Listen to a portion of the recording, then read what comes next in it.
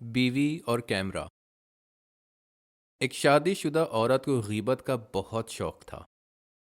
اس کی دوست اکثر اس کے گھر آتی اور دونوں مل کے دوسرے لوگوں کے بارے میں غیبت کرتے۔ اس کا شوہر ہمیشہ خدا کی حدود کی یاد دہانی کراتا اور ساتھ غیبت کے مضر اثرات کی بھی یاد دلاتا۔ وہ سمجھاتا تھا کہ ایسا کرنا عورت اور گھر کی خوشحالی کے لیے ٹھیک نہیں، مگر عورت اس کی روک ٹوک کو کبھی کان نہ دھرتی، اور جیسا شوہر کا خدشہ تھا ویسے ہی اثرات گھر پہ آتے رہے۔ ہر بار اس کی بیٹی کی منگنی ہو کے ٹوٹ جاتی، کبھی رشتے والے نہ کر دیتے تو کبھی کچھ اور ہو جاتا۔ چھوٹا بیٹا اسکول میں مشکلات کا شکار رہا۔ مزید یہ کہ عورت کی خود کی طبیعت خراب ہو گئی اور ڈاکٹروں نے لا علاج قرار دے دیا۔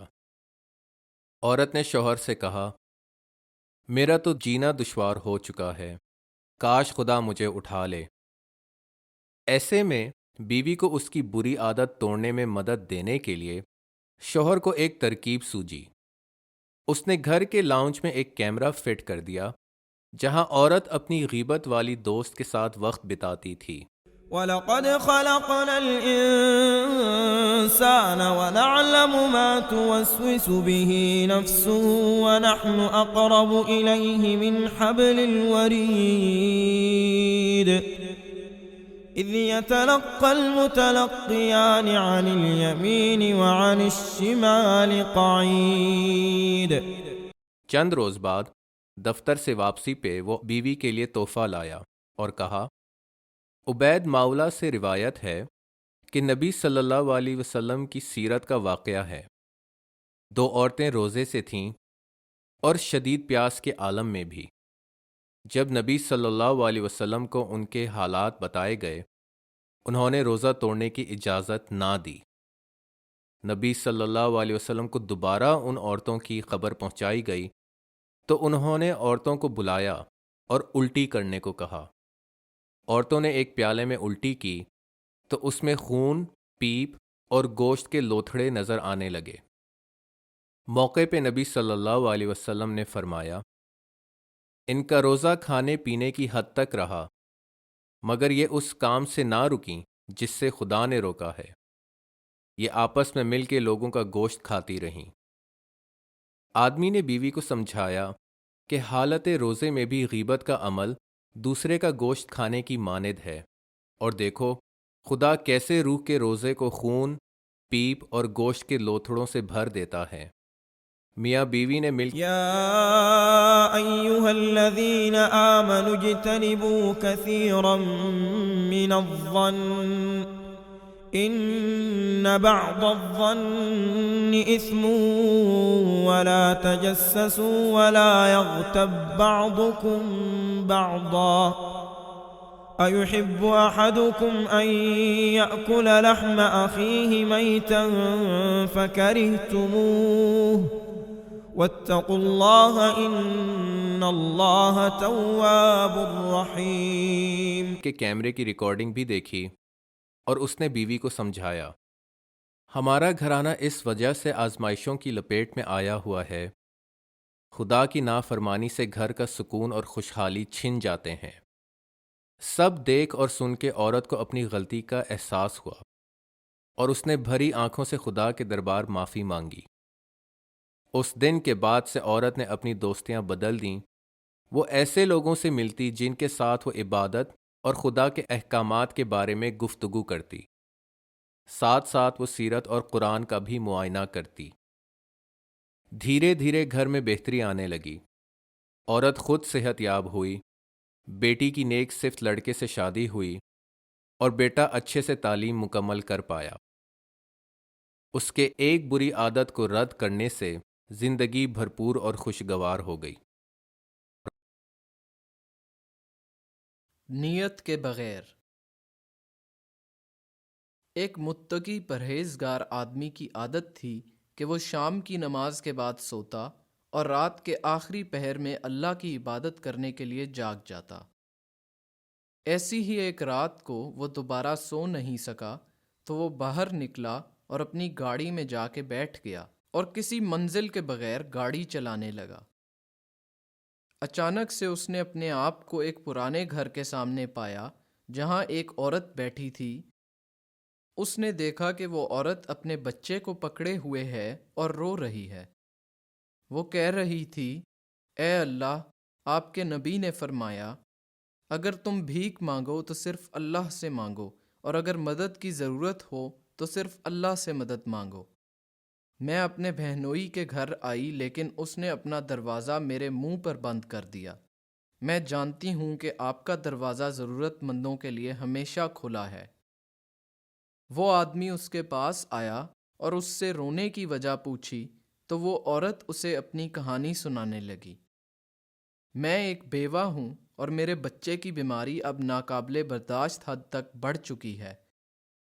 میں اپنے بہنوئی کے گھر آئی تھی تاکہ وہ میرے ساتھ کسی ہسپتال یا ڈاکٹر کے پاس چلا جائے جو کہ میرے بچے کا علاج کر سکے، لیکن اس نے ایسا کرنے سے انکار کر دیا اور مجھے گھر سے نکال دیا۔ وہ آدمی اسے اور اس کے بچے کو ہسپتال لے گیا، بچے کا معائنہ کروایا اور اسے دوا لا کر دی۔ اس کے بعد اس نے اس عورت کو ایک بھاری رقم دی اور اسے اور اس کے بچے کو گھر تک چھوڑ آیا۔ جب اس نے اس کا پرانا اور بوسیدہ فرنیچر دیکھا تو اس نے اس کو نیا فرنیچر خرید کر دیا اور اس کے گھر کی مرمت کروائی۔ اس شخص نے اس عورت کے لیے ماہانہ وار وظیفہ بھی مقرر کیا۔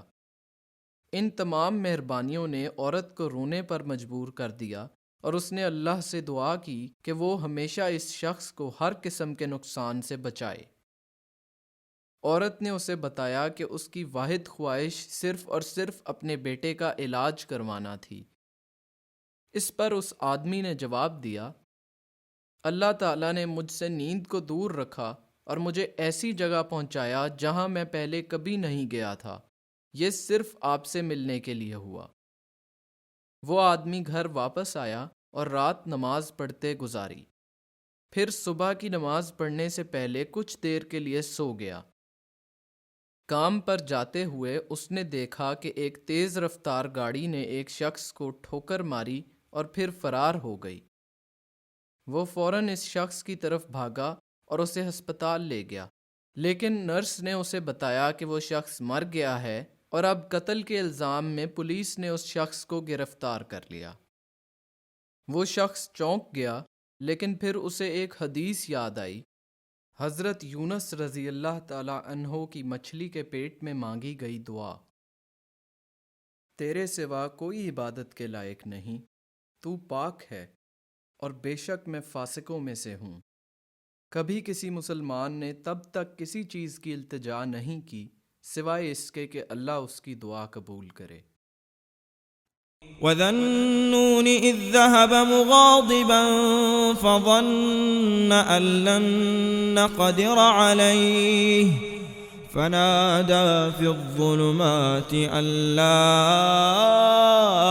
إِلَٰهَ إِلَّا أَنتَ سُبْحَانَكَ إِنِّي كُنتُ مِنَ الظَّالِمِينَ فاستجبنا له ونجيناه من الغم وكذلك ننجي المؤمنين۔ چنانچہ اس شخص نے اللہ سے اس شدید مشکل میں مدد کی دعا کرنا شروع کی۔ اچانک ایک پولیس افسر نے اسے بلایا اور بتایا کہ وہ تمام الزامات سے بری ہے کیونکہ ڈاکٹر زخمی آدمی کو بچانے میں کامیاب ہو گیا، اور اس نے پولیس کو حقیقت بتا دی کہ اس انسان نے اس کی جان بچائی اور اب وہ اس کا مقروض ہے۔ اس شخص نے اللہ کا بے حد شکر کیا اور اس عورت کو یاد کیا جو اس کی حفاظت کے لیے دعا کرتی تھی۔ اسے اس بات کا یقین ہو گیا کہ اللہ کی بارگاہ میں کوئی بھی نیکی ضائع نہیں جاتی۔ وَمَن يَتَّقِ اللَّهَ يَجْعَل لَّهُ مَخْرَجًا وَيَرْزُقْهُ مِنْ حَيْثُ لَا يَحْتَسِبُ وَمَن يَتَوَكَّلْ عَلَى اللَّهِ فَهُوَ حَسْبُهُ إِنَّ اللَّهَ بَالِغُ أَمْرِهِ قد جعل الله لكل شيء قدرا